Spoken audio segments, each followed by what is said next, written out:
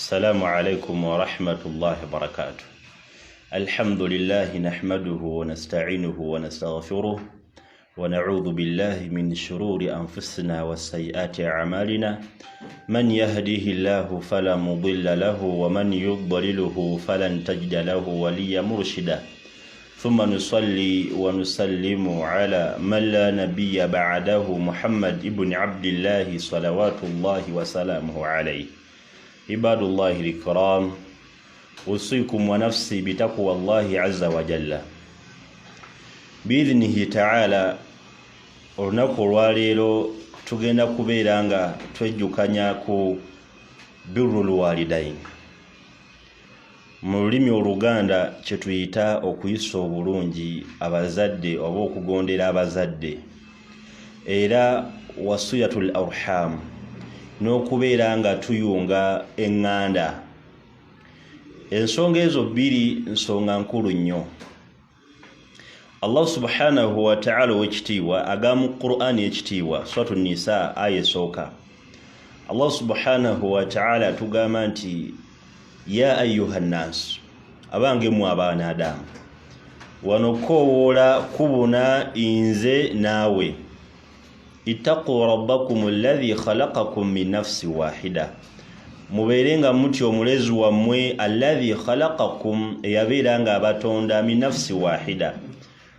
mu muntu omu, wa khalaqa minha zawjaha, mu muntu oyo omu n'abeera nga atondamu omubeesibeesi Adamu alayhi salatu wassalam, wabatha minhuma rijalan kathiran wa nisaa. Mu Adamu alayhi salam n'ekitonda Allah kye yamutondamu ne mubeera nga mwavaamu rijalan, abasajja, kathiran nga bangi, n'abakyala, wa nisaa, n'abakyala. Allah subhanahu wa ta'ala yatuuka n'atugamba nti wattaqullaha, era tubeere nga tutya Allah subhanahu wa ta'ala, alladhi tasaaluna bihi, oyo gwe tusaba naye. Nabiyuna Muhammad sallallahu alayhi wasallam yatugamba nti omwana Adamu abanga akusabye ku lwa Allah ebbanga ly'omala ng'olina beera ng'omuwa, kyagamba nti alladhi tasaaluna bihi, oyo gwe musabisa naye, gwe musaba nenkugamba nti fulani beera ng'onnyambisaayo emitwalo 5 ku lwa Allah. Alladhi tasaaluna bihi wal arham, n'eŋŋanda. Eŋŋanda ze ziriwa? Zitandikira ddala ku maamawo ne taatawo n'okugenda mu maaso. Allah subhanahu wa ta'ala yanatuga mu Qur'ani ekitiibwa, wa'budu llaha wala tushrik bihi shay'a, era mubeere nga musinza Allah subhanahu wa ta'ala, wala tushrik bihi shay'a, temugezangako okubeera nga mumugattako, wabilwalidaini ihsana, n'abazadde ababiri tubeere nga tubayisa bulungi, wabidhil qurba, n'ab'eŋŋanda ez'okumpi, waliyataama, ne bamulekwa abalekeddwawo bazadde baabwe. Man huwa aliyataama fil islam, mulekwa yaliwa? Man mata abuhu, oyo afiirwako kitaawe, wa huwa saghiru, ng'akyali myaka emito mu ddiini yaffe y'Obusiraamu. Wal masakin, ne bamiskin. Miskin y'omuntu nga teyeesobola bulungi. Walijali dhil qurba walijali ljunbi wassahibi ljambi wabini sabil wama malakat aymanukum. Mahallu shahidi yaffe eruddawa, omwana Adamu ebbanga lyamala nga ali mu baŋŋanda, Allah subhanahu wa ta'ala yabeera nga atulamira okubeera nga tumuyisa bulungi. Kuba Allah atandika agamba nti wa'budu llaha, tubeere nga tusinza Allah subhanahu wa ta'ala, wala tushrik bihi shay'a, tetugezangako okubeera nga tumugattako, wabil walidaini ihsana, n'okubeera nga tulongoosa eri abazadde ababiri. Awo waliwo ekyokuyiga kiriwa? Nti Allah subhanahu wa ta'ala amala okutulagira okubeera nga tumutya, amala okutulagira okubeera nga tetukola shiriki, yazzaako nsonga y'abazadde, era nga bwe kiri mu ayati ez'enjawulo. Era Allah subhanahu wa ta'ala n'agamba nti walladhina, n'abo abaana Adamu, yasiluuna, abo abayunga ma amara Allahu bihi ayusal, ebyo byabalagirwa okubeera nga bayunga nga kyeki lwe luganda mu busiraamu twalagirwa okubeera nga tuyunga eŋŋanda omusiraamu olina okubeera nga oyisa bulungi musiraamu munno olwo luganda lwa busiraamu kuba Allah subhanahu wa ta'ala tugamba a'udhu billahi minash shaitani rajim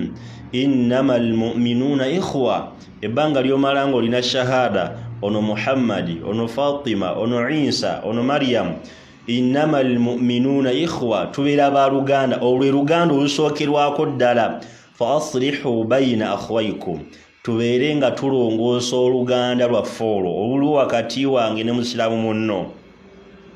naye ate waliwo oluganda olusuka ku luganda lw'obusiraamu kati wana Allah subhanahu wa ta'ala lwasinga okubeera nga aluubirirwamu kyobola batugambye omulamwa gwaffe omukulu guli nti birrul walidaini okubeera nga tuyisa bulungi abazadde ababiri nga mwe muli maama ne taata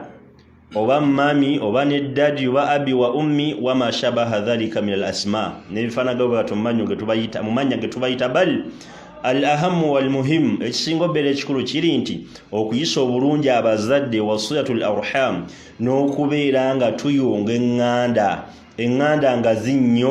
nga zinnyo oluganda lugazi mulimu maamawo mulimu taatawo mulimu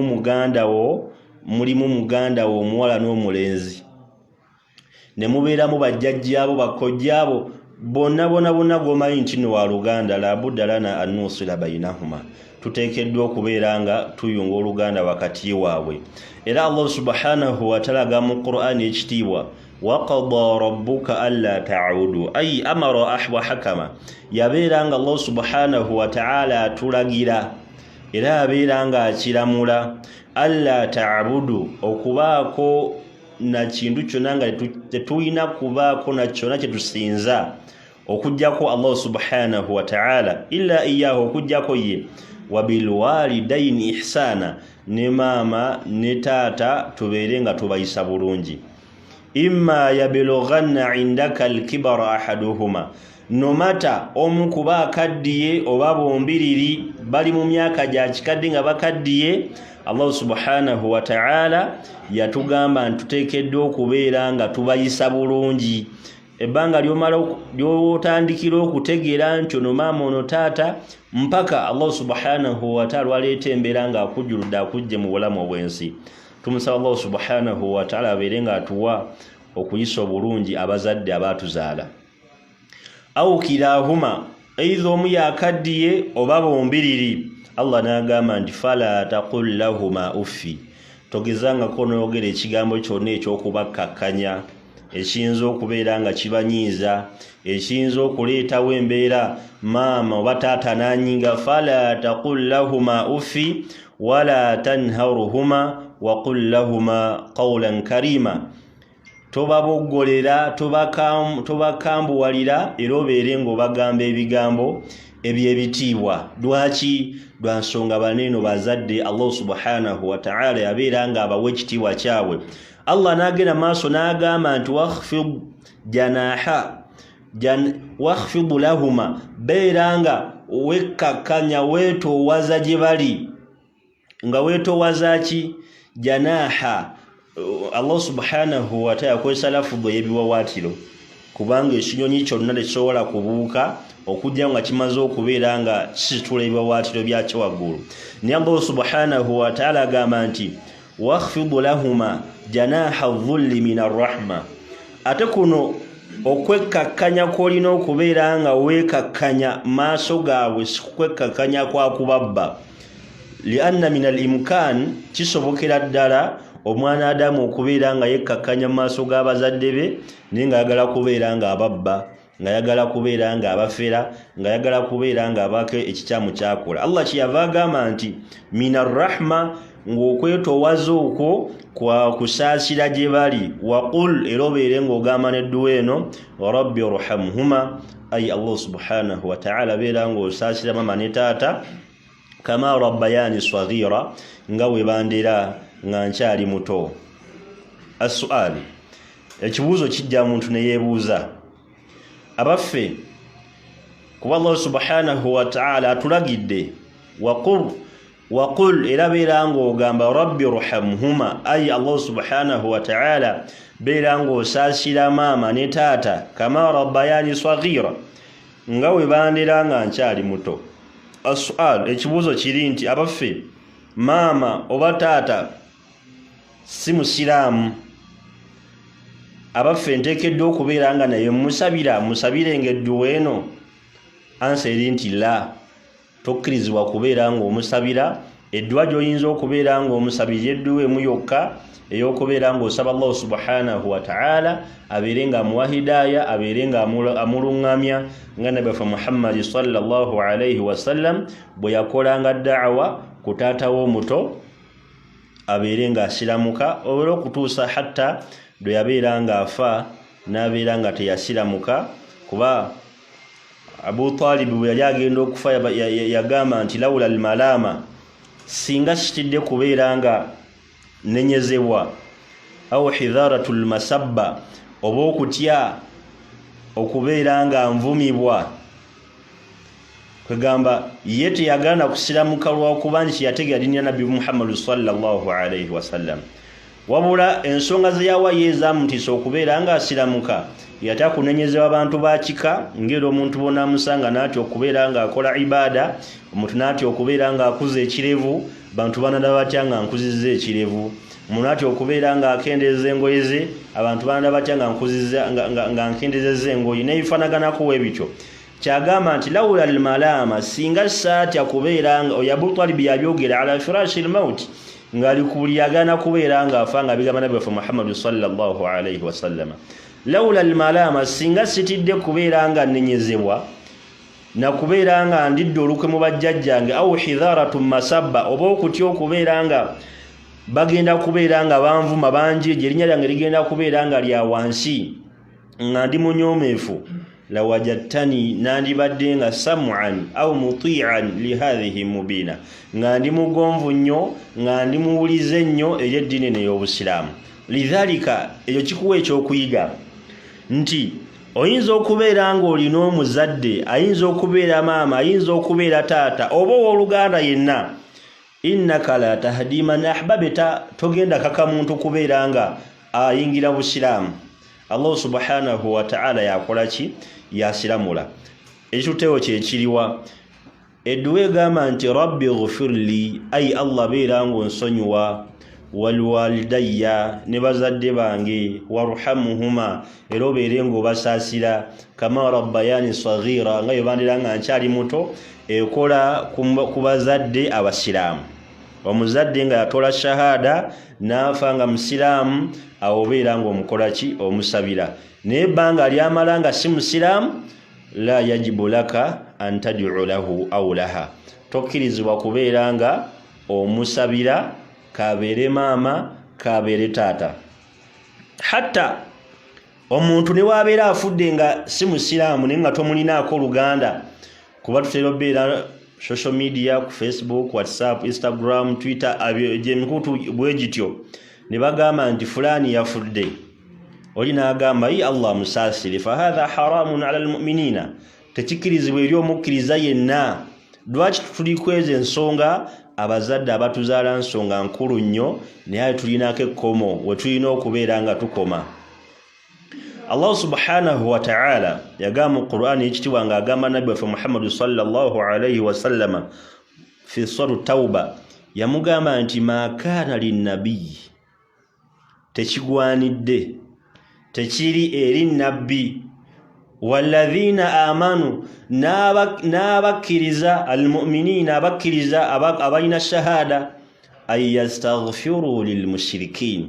okutuula waatudde oba nayimirira wayimiridde oba nakutama wonna w'oba oli, okusaba Allah subhanahu wa ta'ala abeere nga asonyiwa omuntu afudde nga agatta ku Allah subhanahu wa ta'ala. Ebbanga ly'omala ng'olina obunnyonnyofu nti omuddu ono abadde ajeemera Allah subhanahu wa ta'ala. Ma kaana linnabiyyi, tekigwanidde eri nabbi, walladhina amanu, n'eri abakkiriza, ay yastaghfiru lilmushrikiina, okubeera nga basaba Allah subhanahu wa ta'ala asonyiwe omuddu yenna omushiriku. nabiyuna Muhammad sallallahu alayhi wasallam huwa muallimu nayini kubeera nga atusomesa era mu kutusomesa atugamba Ibrahimu alayhi salatu wassalam fakti Allah subhanahu wa ta'ala agamba suratu Maryam qala Ibrahimu alayhi salamu agamba kitaawe sa'astaghfiru laka rabbi zengenda kusaba Allah subhanahu wa ta'ala aberenga akusonyiwa wama kuntu bidu'ai rabbi shaqiya nenge byo nabi Ibrahim abigamba taatawe akimanyi nti atunda masanamu era mushiriku nena amugamba nti sa'astaghfiru laka rabbi ndi wa kusaba Allah subhanahu wa ta'ala aberenga akusonyiwa Allah kiyava agamba wama kana istighfaru Ibrahim tekwali okusaba Allah subhanahu wa ta'ala kwa Ibrahim ko yakola illa okujjako maw'ida yali ndagaano wa'adaha iya yali agiraganyisiza kitaawe naye falamma tabayyana lahu Ibrahimu alayhi salatu wassalamu amala okunnyonnyolwa nti kitaawe ali mulabe ba Allah subhanahu wa ta'ala tabarra minhu Ibrahimu yabeeranga abyewala n'abeeranga teyasabiranga taatawe lwansonga ali mushiriku era yafasi musiraamu awo kiki twagalamu omuzadde banga lyamalanga afudde nga si musiraamu tusaba Allah abeerenga tutaasa mu family zaffe abatali basiraamu abeerenga balungamya bal tokkirizibwa kubeeranga omusabira olw'obujulizi obwe tulabye ebbanga lyamalanga afudde si musiraamu olwaki tulese ebigambo ebyo olwadduwa Allah subhanahu wa ta'ala watu ekiragiro ekigamba nti waqul era beeranga ogamba rabbi irhamhuma ay Allah beeranga osaasira maama ne taata kama rabbayani saghira nga bwe bandiranga nkyali myaka emito lidhalika ibadullahi alkiram otekedde okubeera nga weegendereza omuamala gwo wakati wo n'abazadde bo era Allah subhanahu wa ta'ala agamba nti wawassayna al-insana biwalidayhi hamalathu ummuhu wahnan ala wahn wa fisaluhu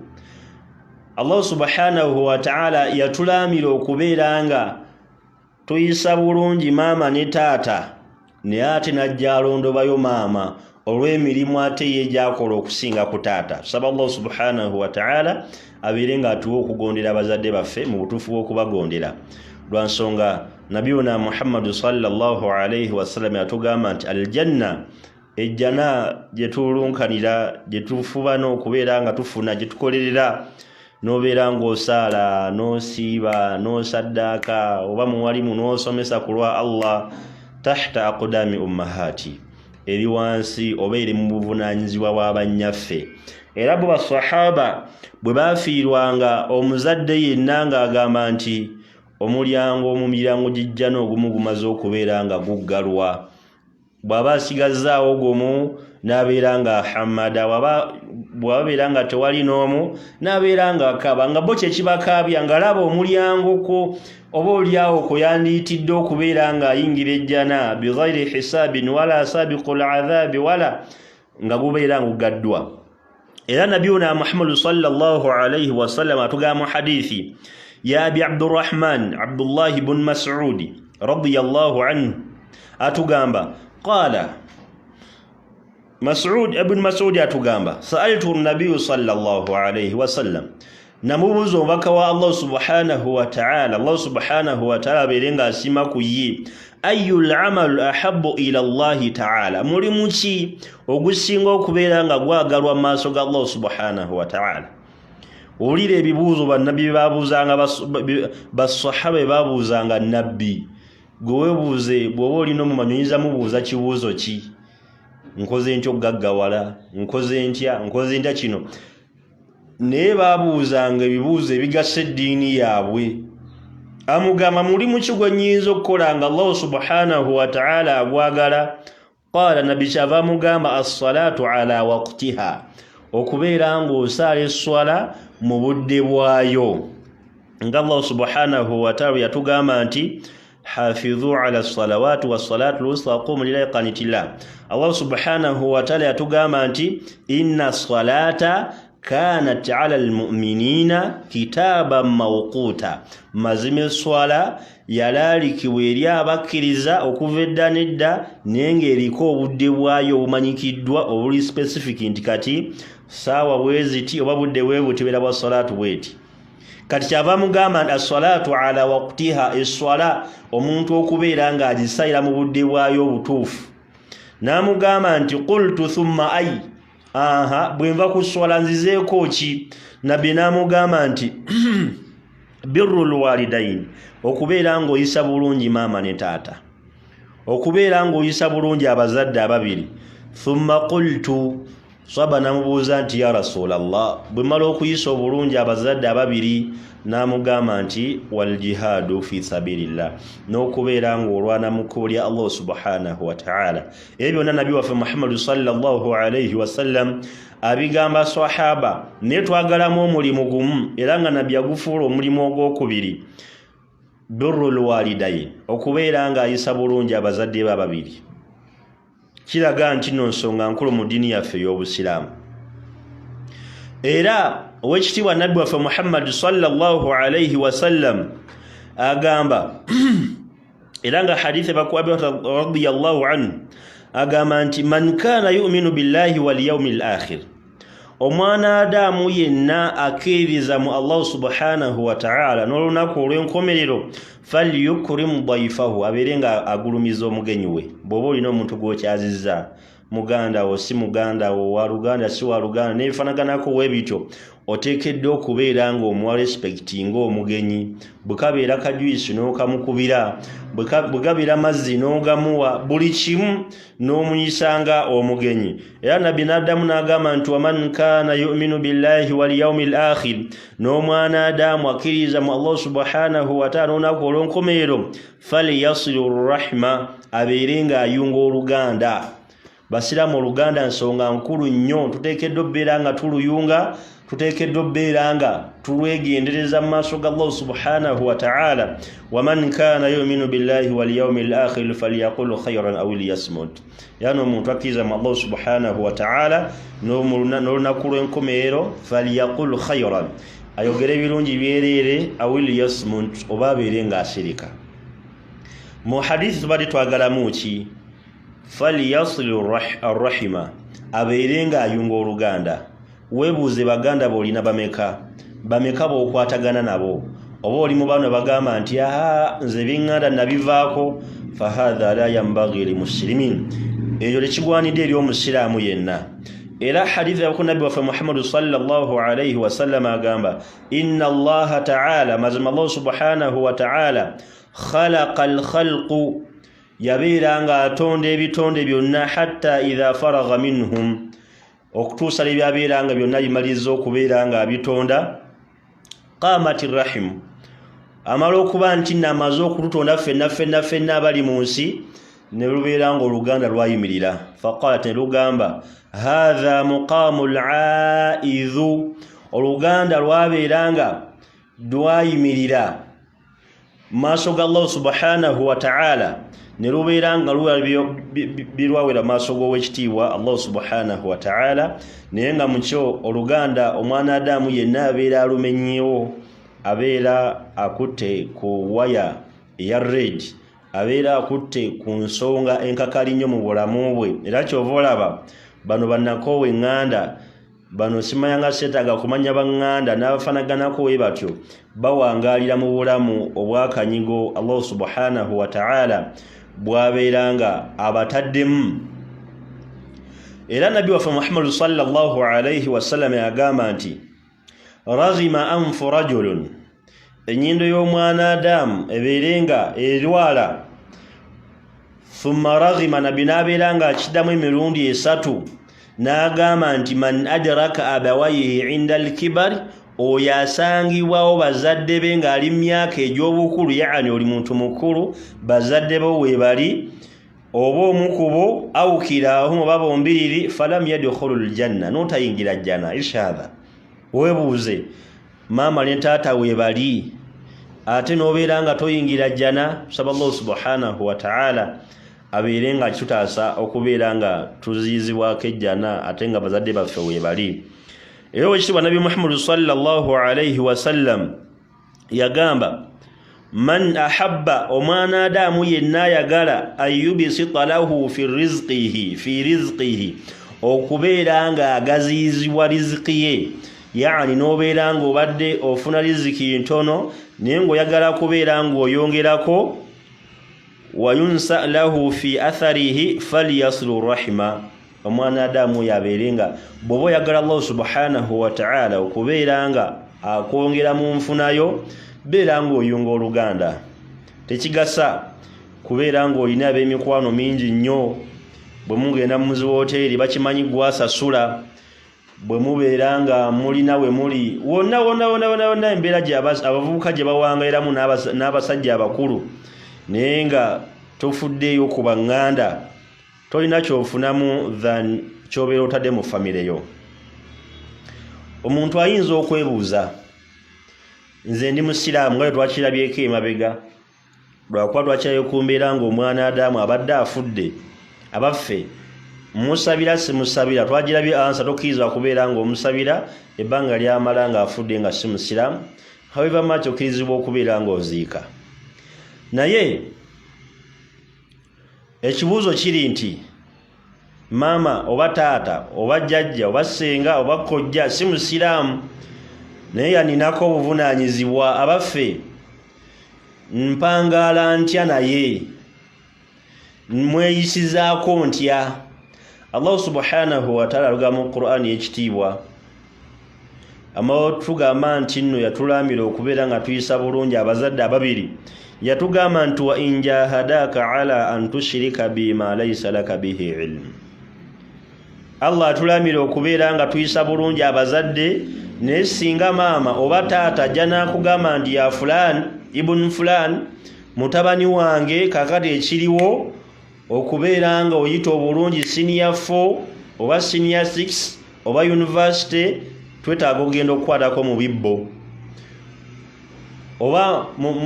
mutabani bizinensi ziganye okubeera ng'ofuna bizinensi ennungi, twetaaga okugendako mu kyawo tulime ku malaalo. Oba mutabani oba muwala n'ebifanaganako webita Allah subhanahu wa ta'ala tugambye wa in jahadaka ala an tushrika bima laysa laka bihi ilm. Maamu oba taata singa babeera bazze nga balina isu gye baleese yakubeera nga bagatta ku Allah subhanahu wa ta'ala, awo Allah yatuwa obuvunaanyizibwa n'atugamba nti fala tuti'uhuma, never and never temugezangako okubeera nga mubagondera. Naye tukola tutya? Wasahibuhuma fi dunya ma'rufa, tuwangale nabo kuno ku nsi mu bintu ebitegereka ebitali bya ddiini. Maama oba taata abeerewo ng'akimanyi nti mutabani wange oba muwala wange oba muzzukulu wange mu byeddiini twayawula, twasigala kukwatagana mu birala. Wasahibuhuma fi dunya ma'rufa, Allah subhanahu wa ta'ala kyonna kyonna abeera ogyemye eri maama oba eri taata oba eri omuntu yenna ow'oluganda nga kirongoosa ddiini yo n'abantu b'owangala nabo mu busiraamu, ekyo Allah subhanahu wa ta'ala yeeyimirira okubeera nga akikulongooseza n'okubeera nga akuterawo obwangu.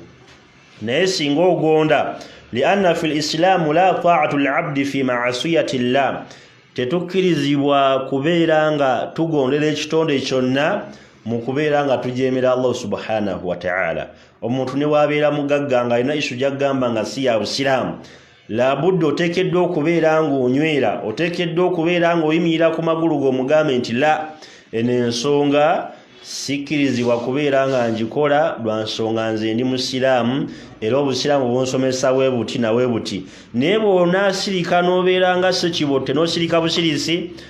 ojja kukeera ku makya ng'oli mu abo abagenda okubeera nga bafaafaagana mu bulamu bwo. Nabbi waffe Muhammadu sallallahu alayhi wasallam atugamba mu hadith ya Bukhari ne Muslim, atugamba nti jaa rajulu ila rasulillahi sallallahu alayhi wasallam, omusajja ajja wa Nabbi Muhammadu sallallahu alayhi wasallam, faqala n'amugamba ya rasulallah, ngobaka wa Allah, man ahaqqu nnasi bihusni sahabati, mu bantu b'empangala nabo ani gwe nandisinze okubeera nga mpa ekitiibwa, gwe nandisinze okubeera nga mpisa bulungi, gwe nandisinze okubeera nga ndabawo? Faqala, kyava amugamba nti ummuk, oyo ajja kubeera maama wo. Nabbi n'amugamba maama wo. gwe ino singa okubeera nga respectinga gwe ino singa okubeera nga owekibala binatamugamba nti ana kuba yasobola ddala omugamba nti nze nabbi n'amugamba nti ummuk oyo abeera maamawo qala thumma man oluvannyuma ani qala ummuk nabbi n'amuddamu omulundi ogwokubiri nti oyo abeera maamawo qala thumma man oluvannyuma ani qala ummuk oyo era maamawo qala thumma man okumulundi ogwokuna nabbi n'alyoka amugamba nti thumma abuka oluvannyuma taatawo taata ajja ku mulundi gwakuna maama mulundi gumu maama mirundi ebiri maama mirundi esatu taata najja ku mulundi ogwokumeka ogwokuna lidhalika bwe tubeera nga tuyisa bulungi abazadde era amadawe gatwe galina okubeera nga gatambula maama alina enkizo z'amaanyi nnyo ku taata mu busiraamu oba mu ddiini yaffe ey'obusiraamu era nabbi waffe Muhammadu sallallahu alayhi wasallam yatusomesa lwa nsonga yasinga okubeera nga atumanyi era naye yali mwana yazaalibwa buzaalibwa ate ekyewuunyisa nti ate ye parental love teyagifuna ate nga oba oliawo abamu ffe alhamdulillah gye tufunye kuba ye kitaawe yafa akyali mu bubuto lwa maama we sallallahu alayhi wasallam taata wa nabi Muhammadu sallallahu alayhi wasallam agenda okufa ng'olidde yali mu lubuto tanaba na kubeera nga azaalibwa aba aweza emyaka 6 ne maama we n'abeera nga afa kati gwe weebuuze yajjawo omukwano gwa maama saate ffe abamu Allah subhanahu wa ta'ala atusaasidde maama ne taata batukuzizza mpaka kubeera nga tukuze abamu n'okaddiwa bakaddiwa nosanga omwana Adamu nga ali myaka 3, 4, 5, 6 nenga ne bazadde oba mukubunga nga bakyaliwo lidhalika tubeere nga tuyisa bulungi abazadde ababiri mwe muli maama ne taata n'ababafaanana mu nsonga y'okubeera nga tuyunga eŋŋanda era owekitiibwa nabbi waffe Muhammadi sallallahu alayhi wasallam yatukuutira okubeera nga tuyunga eŋŋanda lwaki omuntu ateekeddwa okubeera nga ayunga oluganda lwa nsonga oluganda luneeno omwana Adamu be bantu b'owangaala nabo be bantu abakubeera okumpi waliwo mu bimu ku byafaayo omusajja omu baali balina isu gye bagenda okubeera nga bakola naye yagamba nti nno yali alina gyagenda okukka wansi mu kinnya nga kiri very deep baleeta bakanyama ab'amaanyi nga gye bagenda okubeera nga bakwatira omuguwa omusajja akkeyo era ababeere nga bamusika aveeyo naye n'abagamba nti sisobola kubeera nga nzikayo okuggyako nga kuliko owooluganda yaani ye tagenda kukka wansi okuggyako nga kuliko owooluganda akola ki aliko n'amugamba nti ne bamugamba waluganda akyali wano nga bonna tebalina maanyi ne babeera nga bakola ki bamugira yakkayo wansi ng'owooluganda kwali naye unfortunately bonna baatuuka okubeera nga balemereddwa owooluganda yasigala akutte kiraga enkizo eri wakati w'omusaayi era mu busiraamu omwana Adamu yenna takkirizibwa era saba Allah subhanahu wa ta'ala tumusaba abeere nga aluŋŋamya abamu ku bamaama baffe omukyala abeera n'abaana ba mujja we oba abaana ba mukyala mukulu oba mukyala muto oba yenna n'abeera nga atayawula wakati waabwe tosobola kubeera ng'ofuna mirembe mu nsi eno hal jazaa'u al-ihsanu illa al-ihsan abaffe empera y'omuntu alongoosezza talina kyafuna okuggyako okuba nti nasasulwa mu kulongoosa wakadhalika jazaa'u sayyi'atu sayyi'a nabwe kityo omuntu abeera ayisizza omuntu obubi naye Allah subhanahu wa ta'ala amusasula accordingly however much atefa abatonde tukirizibwa kubeera nga abantu tubaddiza bubi omuntu bwakola ekibi gwe mukola ekirungi kuba Allah subhanahu wa ta'ala tugamba mu Qur'ani ekitiibwa yatugamba nti wala tastawi alhasanatu wala sayyi'a tebyenkanankana ekibi n'ekirungi. Omuntu bw'akola ekibi gwe mukola ekirungi, bw'akola obulungi beera ng'ate gwe osukkawo waakomya okubeera ng'akola obulungi. Era Nabi Muhammad sallallahu alayhi wa sallam ku nsonga y'oluganda yatugamba nti suratul arham, okuyunga oluganda wakati waffe n'oyunga oluganda wakati wa muganda wo, sister wo, brother wo, mama wo, tata wo, jajja wo, kojja wo, senga wo n'afanaganako we batyo, laysa bil mukafaa, tebeera nti nno leero bwe nzije wa mukwano gwange ne musindikire ya time oba ne mbasindikira enkota y'ettooke labudda ate wiiki ejja naye alina okubeera ng'agisindika. La, laysa bil mukafaa. Bw'obeera ng'okola suratul arham ng'oyunga oluganda, tosuubirayo okubeera ng'osasula eri ono gw'olukoledde, osomesezza omwana wa muganda wo. Leka gifuula tteeka nti nange muganda wange bw'anaafuna ssente alina osomesa omwana wange last born. La, laysa bil mukafaa, si byakubeera nti nno si byampankuwe, wabula hiya ibada.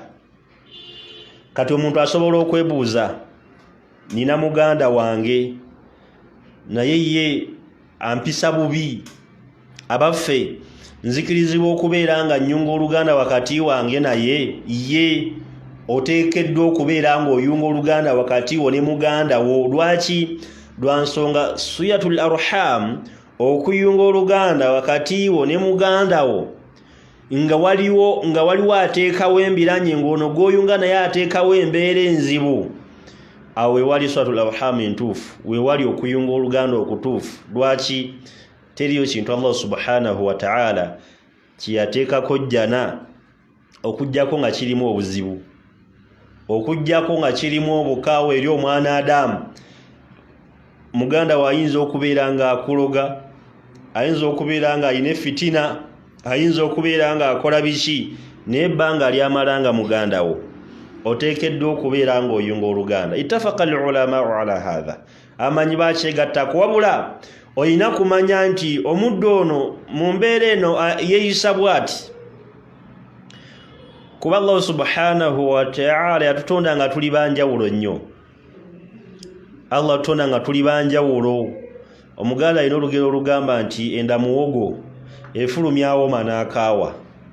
naye ate nga kikolo kye kimu. N'omeketako ng'onaawooma aye n'omeketako ne koono ng'akaawa, naye nga byonna bivudde mu kikolo kye kimu. N'okuzaalibwa bwe kutyo weekuli. Muyinza ozaalibwa ne muganda wammwe nga wallahi al-azim embeera gye yeeyisaamu si mbeera nsiraamu, teyeeyisa bulungi gye muli, naye olw'okuba nti muganda wammwe muteekeddwa okubeera nga muyunga oluganda wakati wammwe naye. Era mu mbeera y'okuyunga oluganda, omuntu gw'owangaala naye beera ng'okimanya nti nno alina okubeera ng'akunyiiza nga gwe w'omunyiiza. Lwa nsonga Nabbi waffe Muhammad sallallahu alayhi wa sallam yatugamba, kullu ibn adamu khata'un, buli mwana Adamu yenna musobya. Bw'olowooza oyinza okuwangaalawo nga tonyiizizza muganda wo, oba owooluganda yenna gw'oyinza okubeera ng'owangaala naye,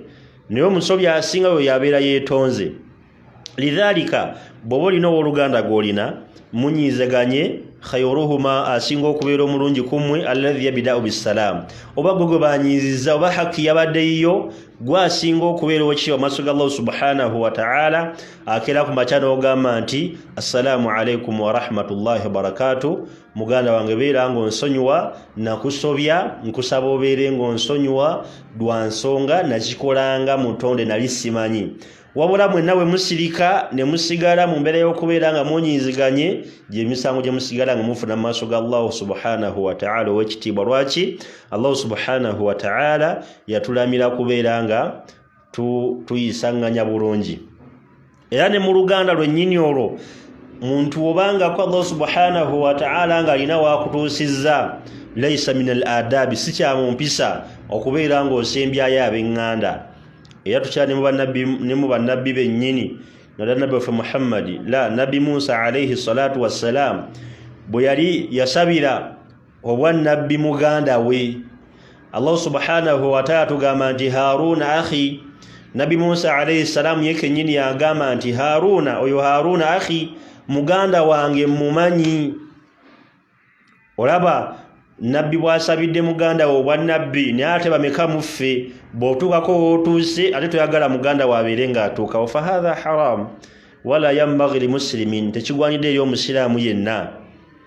okubeera omusiraamu omutuufu olina okubeera ng'oyagaliza okwagaliza okusooka kusookera mu baganda baffe be tuwangaalagana nabo bw'otunulamu nga mu boowangala nabo bano baganda boozaalibwa nabo temuli genda obeere ng'olaba ate ab'eŋŋanda ab'okumpi lwaki tofuna ekyokulabirako wadaraba lana mathala wanasiya khalqa wadrib lahum mathala olwaleero wano e Uganda we tuli omuntu bw'aba alina bizinensi waali afuba nnyo okulaba ng'aleetawo ab'eŋŋanda okwewala okubeera nga azikirira lidhalika tubeere nga tuyisa bulungi ab'eŋŋanda tubeere nga tuyisa bulungi bazadde baffe nga we muli maama ne taata ab'ensonga nkulu nnyo mu bulamu bwaffe era omwana Adamu yenna abeera yeekutte ku bigambo byabwe abeera mu bulamu nga asakisiidinga abeera mu bulamu ng'ali bulungi tewali nsonga lwaki omala omwaka mulamba oba emyezi n'emyezi nga tugenze kubeera ng'olaba maama oba musiraamu oba si musiraamu genda obeere ng'omutwalira ku salaamu mugambe nkwatawo ku mutwe nabiyuna Muhammad sallallahu alaihi wasallam nga tumaliriza yabeera nga atugamba nti nno edduwa z'abantu wano omumanga teziddibwamu oba edduwa z'abaana Adamu banino tezibaddizibwa wa da'watul walidi liwaladihi n'edduwa y'omuzadde gy'asabira omwana we tubeere nga tusaba Allah subhanahu wa ta'ala abeere nga atuwa okulongoosa eri bazadde baffe n'ab'eŋŋanda zaffe betuwangaala nabo ab'okumpi n'abeewala era abeere nga atugatta mu bulungi ne mu bubi ebbanga lye tumala nga tuli baŋŋanda ewali obukyamu tubeere nga tulongoosa ewali obulungi tubeere nga tumwebaza twongere n'okubeera nga tulongoosa subhanakallah bihamdika nashhadu an la ilaha illa anta nastaghfiruka wa natubu ilayka wassalamu alaykum wa rahmatullahi wa barakatuh.